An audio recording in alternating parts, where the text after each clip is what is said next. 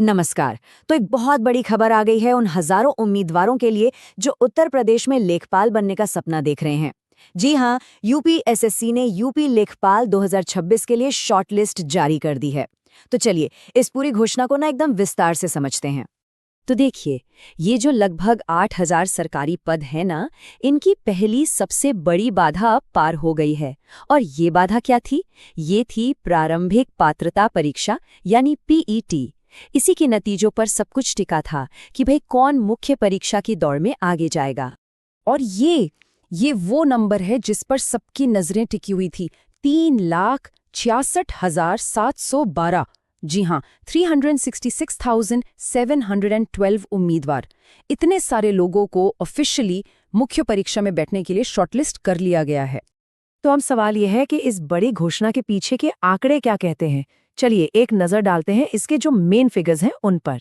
देखिए, सबसे पहले तो ये समझना बहुत ज़रूरी है कि ये जो पूरी भर्ती प्रक्रिया है ना, ये कुल 7,994 लेखपाल पदों के लिए है। और शॉर्टलिस्टिंग का आधार वो सिर्फ और सिर्फ एक चीज़ है, पीईटी 2025 एग्जाम में जो आपका नॉर्मलाइज्ड स्कोर आया, बस वही।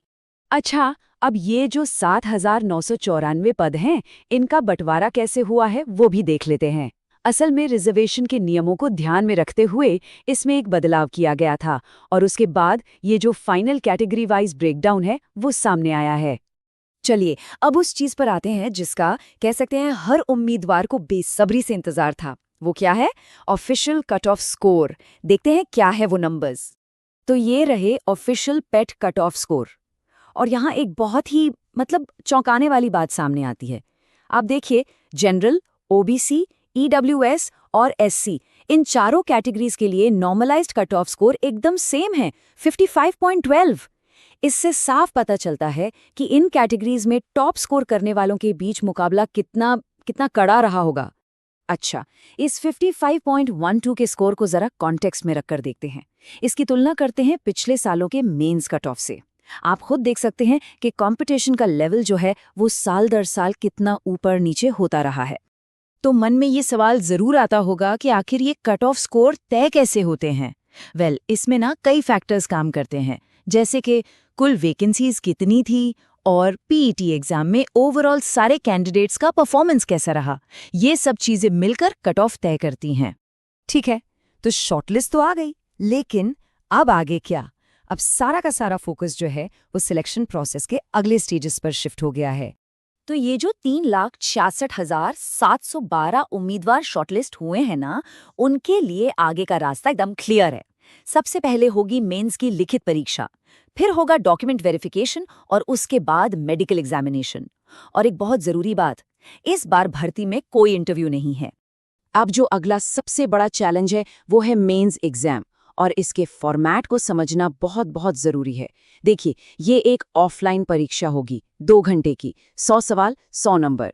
और हाँ, एक बात का खास ख्याल रखना होगा, नेगेटिव मार्किंग भी है। हर गलत जवाब पर 0.25 मार्क्स कटेंगे। तो चलिए अब इन सारी बातों को समेटते हैं। इसका सार क्या है? जो उम्मीदवार अब आगे की तैयारी कर रहे हैं उनके लिए सबसे जरूरी टेकअवेज क्या हैं? ये नंबर बहुत जरूरी है। जब हम सारे आंकड़ों को देखते हैं ना, तो कंपटीशन का लेवल साफ हो जाता है। इसका सीधा सीधा मतलब ये है कि मैं फिर से कह रही हूं, हर एक लेखपाल पद के लिए करीब करीब 46 उम्मीदवार लाइन में है। तो अब करना क्या है? देखिए, सारे आंकड़े यही कह रहे हैं कि अब बिल्कुल भी इंतजार नहीं करना है। जितने भी उम्मीदवार शॉर्टलिस्ट हुए हैं उनकी टॉप प्रायोरिटी सिर्फ एक होनी चाहिए, मेंस एग्जाम की तैयारी।